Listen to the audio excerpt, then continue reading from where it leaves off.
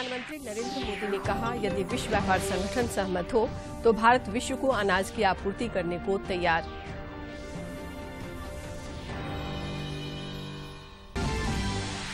राज्य सरकार त्रिकूट पर्वत रोपवे हादसा में मृतकों के आश्रितों को देगी 5-5 लाख रुपए की सहायता। मुख्यमंत्री ने घटना की जांच के लिए उच्च स्तरीय समिति गठित करने का दिया निर्देश। केंद्रीय गृह मंत्रालय ने देवघर रोपवे दुर्घटना के बाद जारी किया दिशा निर्देश। आकस्मिक योजना बनाने की आवश्यकता पर दिया बल।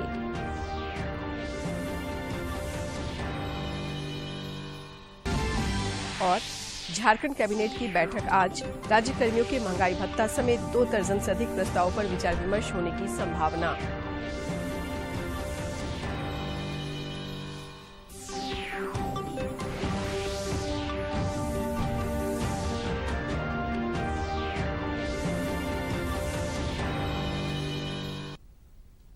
नमस्कार, खबरें झारखंड में आपका स्वागत है। मैं हूं शीला और समाचारों में आगे बढ़ने से पहले ये संदेश। दर्शकों से अपील है कि कोविड से सुरक्षित रहने के लिए कृपया इन 4 सरल उपायों का पालन अवश्य करें। पूर्ण टीकाकरण कराएं, मास्क पहनें, 2 गज की सुरक्षित दूरी बनाए रखें, हाथ और चेहरा साफ रखें।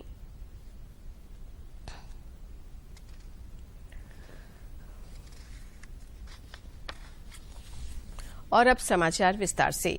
प्रधानमंत्री नरेंद्र मोदी ने कहा है कि यदि विश्व व्यापार संगठन सहमत हो तो भारत विश्व को अनाज की आपूर्ति करने को तैयार है। श्री मोदी ने अमेरिका के राष्ट्रपति जो बाइडेन के साथ बातचीत के दौरान ये प्रस्ताव रखा। उन्होंने कहा कि यदि विश्व व्यापार संगठन अनुमति के नियमों में ढील देता है तो भारत दूसरे देशों को अनाज भेज सकता है। झारखंड सरकार त्रिकूट पर्वत रोपवे हादसा में मृतकों के परिजनों को 5-5 लाख रुपए की सहायता देगी।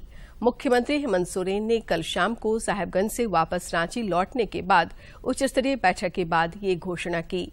मुख्यमंत्री ने बताया कि त्रिकूट पर्वत रोपवे हादसा तथा लोहरदगा घटना के मृतकों को भी सरकार 5-5 लाख रुपए की सहायता देगी। साथ ही सभी घायलों को सरकारी खर्चे पर बेहतर इलाज कराया जाएगा। मुख्यमंत्री ने बताया कि त्रिकूट रोपवे हादसे की जांच के लिए उच्च स्तरीय समिति गठित करने का निर्देश दिया गया है।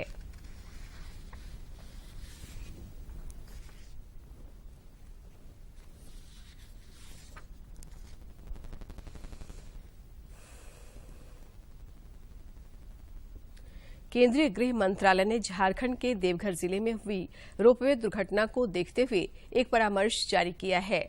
मंत्रालय ने भविष्य में ऐसी किसी भी दुर्घटना से बचने के लिए रोपवे परिचालन पर विस्तृत मानक संचालन प्रक्रिया तथा आकस्मिक योजना बनाने की आवश्यकता पर बल दिया है। केंद्रीय गृह सचिव अजय भल्ला ने इस संबंध में सभी राज्यों के मुख्य सचिवों को पत्र लिखा है। उन्होंने कहा कि रोपवे परियोजनाओं का संचालन और इनके रखरखाव का कार्य पूरी निष्ठा से किया जाना चाहिए। श्री भल्ला ने कहा कि राज्य सरकारों को प्रत्येक रोपवे परियोजना की सुरक्षा ऑडिट के लिए अनुभवी और योग्य फर्म की नियुक्ति करनी चाहिए। त्रिकूट पर्वत रोपवे हादसे में फंसे 63 लोगों को बचाने के लिए 3 दिनों तक रेस्क्यू ऑपरेशन चला। इस दौरान 60 लोगों का रेस्क्यू किया गया, जबकि 3 लोगों की जान नहीं बचाई जा सकी। इस बचाव अभियान में सेना, आईटीबीपी के जवान, एनडीआरएफ की टीम और स्थानीय प्रशासन की भूमिका महत्वपूर्ण रही। लेकिन इस सब के बीच रोपवे में मेंटेनेंस का काम कर रहे पन्ना लाल की भूमिका भी अहम रही। रोपवे मेंटेनेंस कर्मचारी पन्ना लाल ने कहा कि उन्होंने हादसे के दिन 30 से 32 लोगों को सुरक्षित निकाला है। उनके इस कार्य की चारों ओर प्रशंसा हो रही है। देश भर में कोरोना के दैनिक और सक्रिय मामलों में लगातार कमी आ रही है।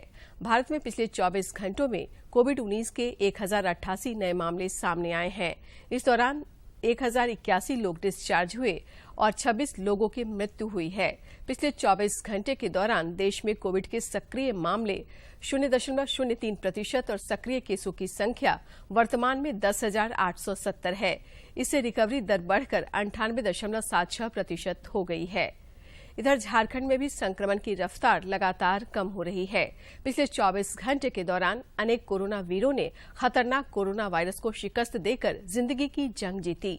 कोरोना रोधी टीकाकरण अभियान और जन जागरूकता से कोरोना को राज्य में अनवरत हार मिलती जा रही है।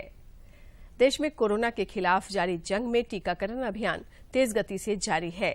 देश भर में अब तक 186 करोड़ 5 लाख से अधिक टीके लगाए जा चुके हैं। कल 13 लाख से अधिक टीके लगाए गए। अभी तक 12 से 14 वर्ष के आयु वर्ग में 2 करोड़ 31 लाख से अधिक टीके लगाए जा चुके हैं। अग्रिम पंक्ति के कर्मचारियों सहित सभी पात्र श्रेणी के लाभार्थियों को 2 करोड़ 47 लाख से अधिक एहतियाती टीके भी लगाए गए हैं। ग्रामीण विकास विभाग के सचिव डॉक्टर मनीष रंजन ने सर्ड के सभागार में सभी जिला के उप विकास आयुक्तों और प्रोजेक्ट ऑफिसरों को संबोधित किया। उन्होंने अधिकारियों को निर्देश दिया कि ग्रामीण विकास योजना को लेकर जीरो टॉलरेंस की नीतियों का अनुसरण करें। मनरेगा की योजनाओं की जियो टैगिंग सुनिश्चित करें।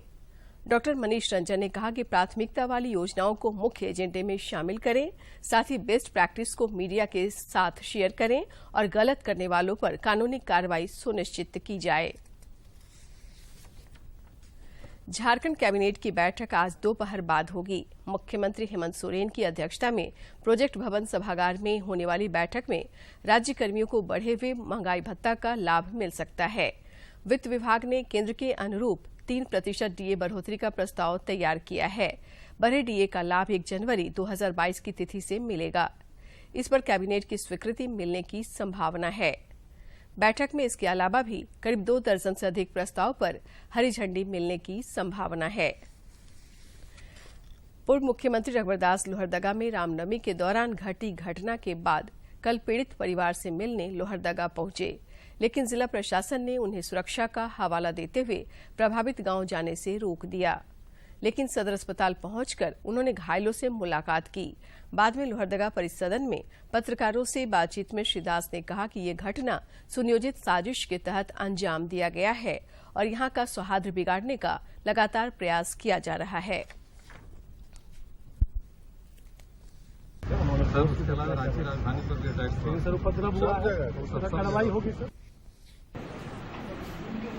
स्थिति समान नमस्ते स्थिति ठीक हो जाएगा। मैं आपके गांव आऊंगा, डरने का किसी को जरूरत नहीं है।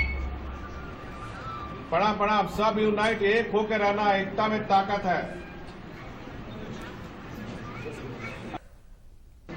मैं प्रशासन से बात कभी पूर्व करूंगा। शिक्षा मंत्री गीताश्री उरांव ने खुद को खतियानी झारखंडी पार्टी से अलग कर दिया है। रांची में पत्रकारों से बातचीत में गीताश्री उरांव ने खतियानी झारखंडी पार्टी से अलग होने के बारे में विस्तार से जानकारी दी। नहीं हुआ था आनंद समूह तौर पे, जो भी उनके अपने कारण रहे जो उन्होंने आज तक मुझे स्पष्ट नहीं किया, तो मुझे फिर लगने लगा कि मेरा इस तरह से, क्योंकि मैं हमेशा से मैंने राजनीति में अपने सिद्धांत और नियम के साथ ही मैं चली हूँ, चाहे वो कांग्रेस पार्टी ही क्यों नहीं रही हूँ, मैं अपने शर्तों पे मैंने काम किया हूँ कभी। और यहाँ पर मुझे लगने लगा कि मैं अपने आप को बहुत असहज महसूस करने लगी कि इस तरह का बाकी हमारे भी जो साथी हैं वो भी छूट जा रहे हैं। तो इसलिए मैंने सोचा कि मैं इस पार्टी से अपने आप को अलग कर लूँ और बाकी जो हमारे अपने जो आंदोलन के साथी जिनके साथ मैंने हमेशा, चाहे नौजवान हो या वरिष्ठ, हमारे अपने जितने भी अनुभवी नेता हैं, तो उनके साथ मुझे लगा कि रहना ज़्यादा बेहतर है। और जब हम फिर जो भी फैसला लें, अगर थर्ड फ्रंट की बात भी होती है, क्योंकि आम चर्चा इस बात पे भी है, तो जो भी हो सबकी सर्वसम्मति से और अच्छी तरह से आपसी विचार विमर्श के बाद, तो इसलिए फिर मैंने सोचा कि इसलिए मुझे अपने आप को इस पार्टी से, जो झारखंडी खतियानी पार्टी है, उससे अपने आप को। राज्य के विभिन्न हिस्सों में हीट वेव का असर देखा जा रहा है। रांची स्थित भारतीय मौसम विज्ञान विभाग के वैज्ञानिक अभिषेक आनंद ने बताया कि अगले 3 दिनों तक राज्य के कई जिलों में लू चलने की संभावना है। भारत सरकार द्वारा आजादी का अमृत महोत्सव कार्यक्रम के अंतर्गत सीमा सुरक्षा बल मुख्यालय नई दिल्ली द्वारा वर्ष 2022 के लिए निर्धारित श्रृंखलाबद्ध कार्यक्रमानुसार सीमा सुरक्षा बल अकादमी टेकनपुर की विश्वविख्यात जाबाज मोटरसाइकिल सवार टीम देश के विभिन्न शहरों में अपने हैरतअंगेज करतबों का प्रदर्शन कर रही है। इसी कड़ी में कल 14 अप्रैल को रांची के कांके रोड स्थित नई पुलिस लाइन प्ले ग्राउंड में सीमा सुरक्षा बल जाबाज टीम मोटरसाइकिलों पर हैरतअंगेज करतब दिखाएगी। प्रधानमंत्री नरेंद्र मोदी इस महीने की 24 तारीख को आकाशवाणी पर मन की बात कार्यक्रम के माध्यम से देश विदेश के लोगों के साथ अपने विचार साझा करेंगे। जनजातीय मामलों के केंद्रीय मंत्री अर्जुन मुंडा ने इस संबंध में जानकारी साझा करते हुए कहा कि इच्छुक लोग प्रेरक कहानियों को इस कार्यक्रम में साझा कर सकते हैं। नदी बचाओ अभियान के तहत खूंटी के मुरहू प्रखंड अंतर्गत गानालोया और हांसा पंचायतों की सीमा पर 200 फीट लंबे बोरी बांध का निर्माण श्रमदान से किया गया। सुबह के 6 बजे से ही 150 से ज्यादा ग्रामीण महिला पुरुष बोरी बांध बनाने में जुट गए थे। इसी दौरान जिले के उपायुक्त शशि रंजन और मुरहू के बीडीओ मिथिलेश कुमार सिंह भी मौके पर पहुंचकर ग्रामीणों का हौसला अफजाई की। उपायुक्त स्वयं पानी में उतरकर ग्रामीणों के संग बालू से भरी बोरियां उठाने लगे। तब ग्रामीणों का उत्साह भी चरम पर पहुंच गया और महज 2.5 घंटे में ही बांध बनकर तैयार हो गया।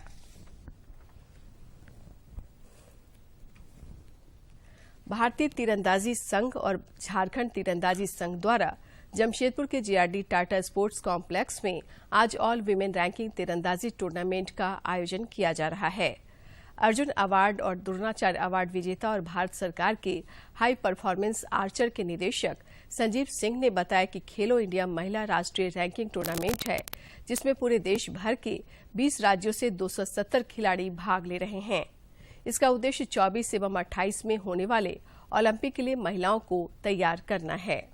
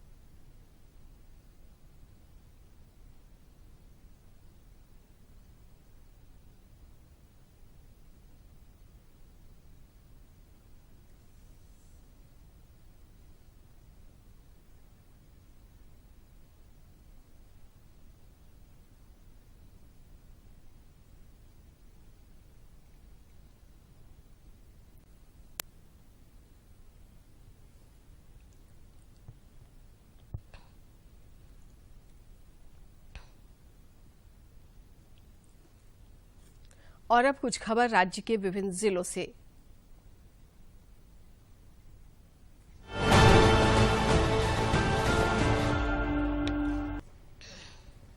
सरायकेला खरसावां जिला में सोशल बिहेवियर चेंज कम्युनिकेशन पर 1 दिवसीय प्रशिक्षण कार्यक्रम का आयोजन किया गया।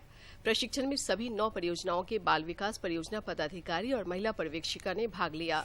प्रशिक्षण का मुख्य विषय पोषण अभियान में परिचय तथा इसे जन आंदोलन बनाने एवं पोषण को बढ़ावा देने के लिए सामाजिक व्यवहार परिवर्तन में सुधार की भूमिका पर प्रशिक्षण दिया गया। पूर्वी सिंहभूम के उप विकास आयुक्त प्रदीप प्रसाद की अध्यक्षता में आगामी 18 से 22 अप्रैल तक प्रखंडों में होने वाले स्वास्थ्य मेला को लेकर बैठक में उपस्थित सदस्यों को तिथिवार किसी प्रखंड में कैंप का आयोजन किया जाना है। इसकी जानकारी देते हुए ससमय सभी तैयारियां पूरी करने का निर्देश दिया गया। धनबाद के उपायुक्त संदीप सिंह ने सभी बैंक को केसीसी के लंबित आवेदनों के निष्पादन में तेजी लाने का निर्देश दिया है। उन्होंने कृषि क्षेत्र में बैंकों का प्रदर्शन अपेक्षाकृत कम होने के कारण नाराजगी जताई। वहीं स्टेट बैंक ऑफ इंडिया तथा पंजाब नेशनल बैंक को कार्यशैली में सुधार लाने की हिदायत दी। धनबाद के जोड़ापोखर थाना क्षेत्र एक बार फिर गोलियों की तड़तड़ाहट से गूंज उठा। शालीमार पुरनाडीह बस्ती के भूली क्वार्टर निवासी दीपक सेन के आवास पर अपराधियों ने गोलियां चलाई। प्रत्यक्षदर्शियों का कहना है कि अपराधियों ने 5 राउंड गोली चलाई। पुलिस मामले की छानबीन में जुटी है।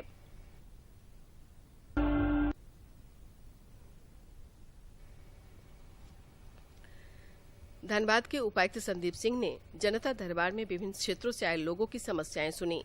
जनता दरबार में आए लोगों ने स्कूल फीस माफ कराने, अनुकंपा के आधार पर नौकरी दिलाने, मकान का अधिग्रहण होने के बाद मुआवजा नहीं मिलने, एग्रीमेंट समाप्त हो जाने पर किराएदार द्वारा दुकान खाली नहीं करने, फ्लैट का भुगतान करने के बाद भी बिल्डर द्वारा फ्लैट सुपुर्द नहीं करने सहित अन्य शिकायतें आई।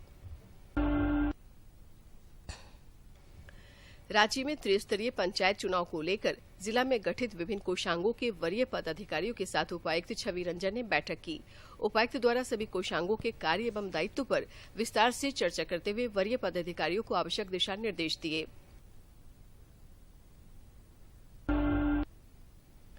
पलामू में त्रिस्तरीय पंचायत चुनाव को लेकर उपायुक्त शशि रंजन की अध्यक्षता में बैठक आयोजित की गई। उपायुक्त ने गठित विभिन्न 14 कोषांगों के नोडल पदाधिकारियों को निर्धारित स्थल पर अभिलंग कोषांग का कार्य शुरू करने एवं प्रतिनियुक्त कर्मियों के बीच कार्य आवंटित करने का निर्देश दिया।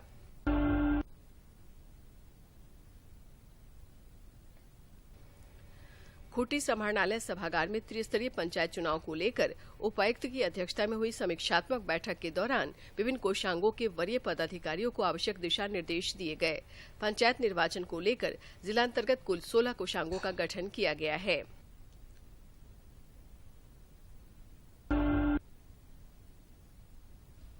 हेल्थ एंड वेलनेस सेंटर में परिवार नियोजन और प्रजनन स्वास्थ्य के लिए ई-संजीवनी के माध्यम से टेलीमेडिसिन सेवाएं उपलब्ध कराई जाएगी। इसे लेकर सभी चिकित्सा पदाधिकारियों के लिए प्रशिक्षण कार्यक्रम का आयोजन किया गया।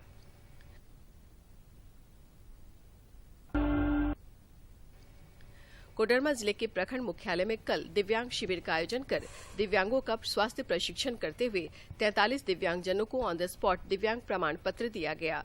आज सतगावा प्रखंड परिसर में शिविर का आयोजन किया जाएगा। कोडरमा के अनुमंडल पदाधिकारी मनीष कुमार द्वारा विभिन्न परीक्षा केंद्रों का निरीक्षण किया गया। इस दौरान समुचित विधि व्यवस्था के तहत कदाचार मुक्त परीक्षा संचालन को लेकर अनुमंडल पदाधिकारी ने आवश्यक दिशा निर्देश दिए।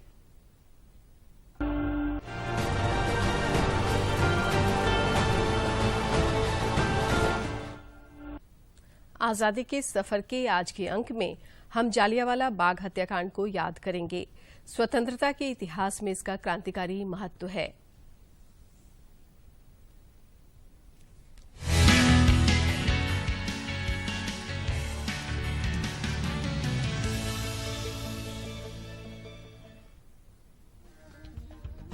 आजादी का अमृत महोत्सव।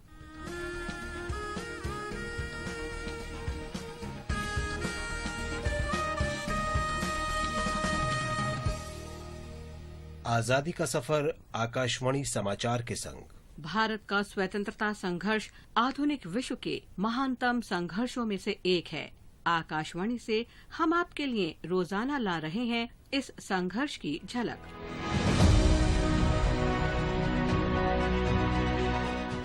तेरह अप्रैल 1919 को भारत के स्वतंत्रता संघर्ष की सबसे जघन्य घटनाओं में से एक जलियांवाला हत्याकांड हुआ था। स्वतंत्रता के लिए भारत के संघर्ष में ये क्रांतिकारी घटना साबित हुई। 10 मार्च 1919 को रॉलेट एक्ट पारित किया गया, जिससे सरकार को राष्ट्रवादी गतिविधियों से जुड़े किसी भी व्यक्ति को बिना मुकदमा चलाए जेल में बंद करने या नजरबंद रखने का अधिकार मिल गया था। इससे राष्ट्रव्यापी असंतोष फैल गया। राष्ट्रवादी नेताओं ने इस एक्ट को काला कानून बताया।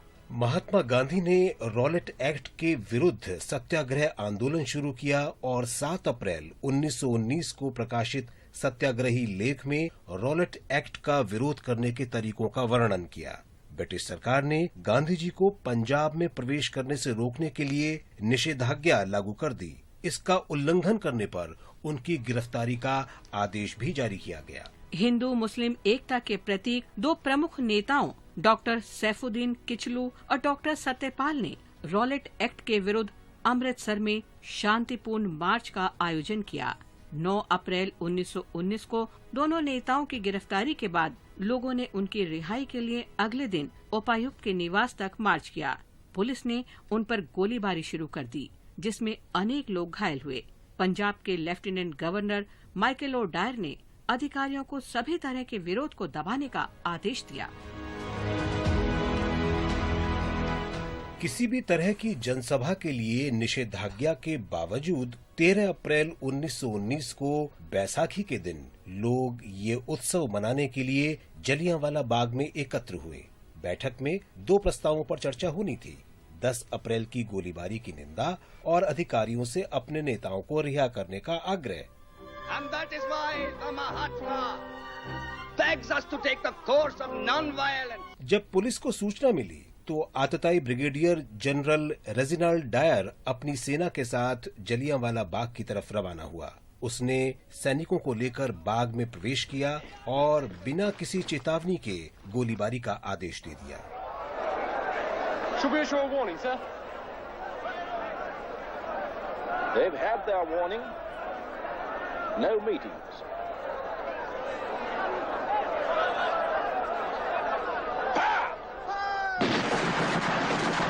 लोग बाहर की तरफ दौड़े, लेकिन डायर ने अपने सैनिकों को निकास द्वार की तरफ गोलीबारी का आदेश दे दिया। 10-15 मिनट तक अंधाधुंध गोलीबारी होती रही, जो गोलियां खत्म होने के बाद ही थमी। इस दौरान 1650 से अधिक गोलियों के राउंड दागे गए। जनरल डायर ने 291 लोगों के मारे जाने की बात कही, लेकिन मदन मोहन मालवीय के नेतृत्व में गठित समिति सहित अन्य रिपोर्ट के अनुसार गोलीबारी में 500 से अधिक लोग मारे गए। हत्याकांड की सूचना देश भर में फैल गई और विरोध स्वरूप गुरुदेव रविंद्रनाथ ठाकुर ने किंग हुड की उपाधि वापस कर दी।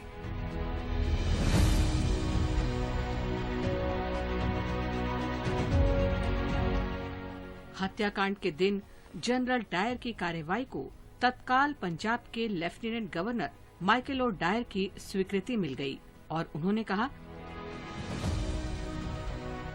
आपकी कार्रवाई सही है, लेफ्टिनेंट गवर्नर अनुमोदित करते हैं। दोनों ब्रिटिश अधिकारियों रेजिनाल्ड डायर और माइकल ओ डायर को उग्र आलोचना का सामना करना पड़ा।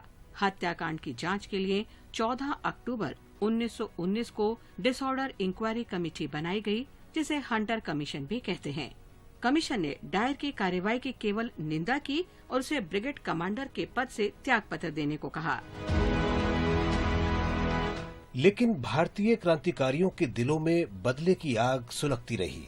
क्रूर ब्रिगेडियर जनरल रेजिनाल्ड डायर ने मस्तिष्क आघात के कारण 1927 में दम तोड़ दिया, लेकिन पंजाब के तत्कालीन lieutenant governor Michael O'Dwyer को अपने कुकर्म की सजा भुगतनी पड़ी, जब हत्याकांड के 21 वर्ष बाद 13 मार्च 1940 को लंदन में क्रांतिकारी स्वाधीनता सेनानी ऊधम सिंह ने उसे गोली मार दी।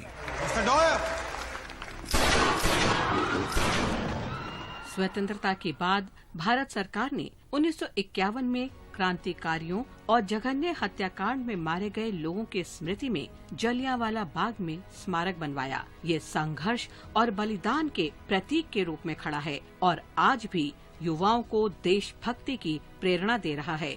मार्च 2019 में हत्याकांड की स्मृति में यादें जलियां संग्रहालय का उद्घाटन किया गया। इसके साथ ही आज की कड़ी संपन्न होती है। आजादी का सफर आकाशवाणी समाचार के संग कल फिर मिलेंगे नई कड़ी के साथ।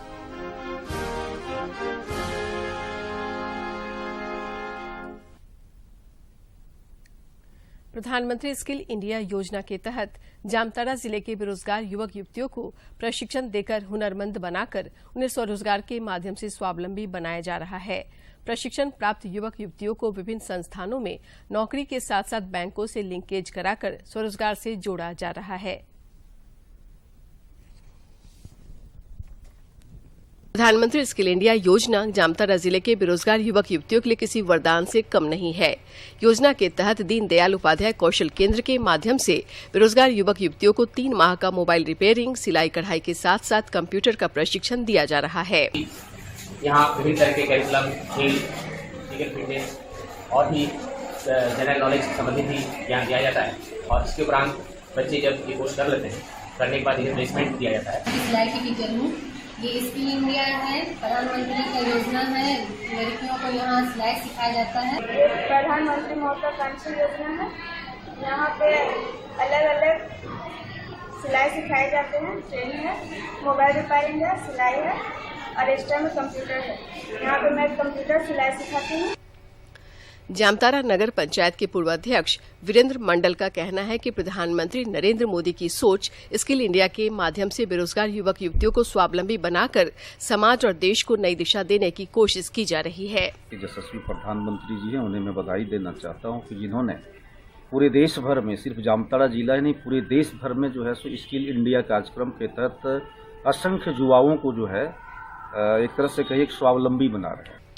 प्रशिक्षण प्राप्त युवक युवतियों को विभिन्न संस्थानों में प्लेसमेंट के साथ साथ विभिन्न बैंकों के माध्यम से आर्थिक मदद भी पहुंचाई जा रही है ताकि वे स्वरोजगार से जुड़कर स्वावलंबी बन सकें।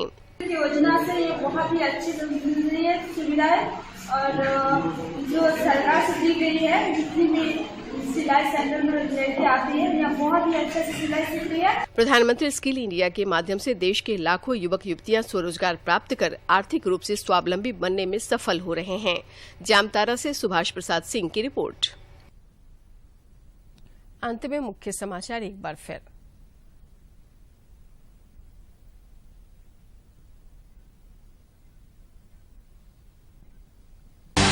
प्रधानमंत्री नरेंद्र मोदी ने कहा, यदि विश्व व्यापार संगठन सहमत हो तो भारत विश्व को अनाज की आपूर्ति करने को तैयार।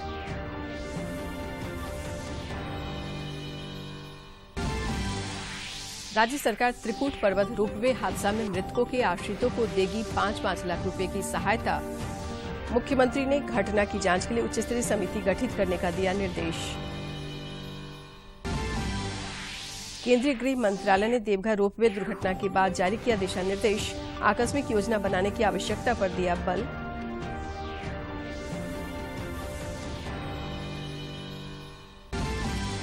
और झारखंड कैबिनेट की बैठक आज, राज्य कर्मियों के महंगाई भत्ता समेत 2 दर्जन से अधिक प्रस्ताव पर विचार विमर्श होने की संभावना।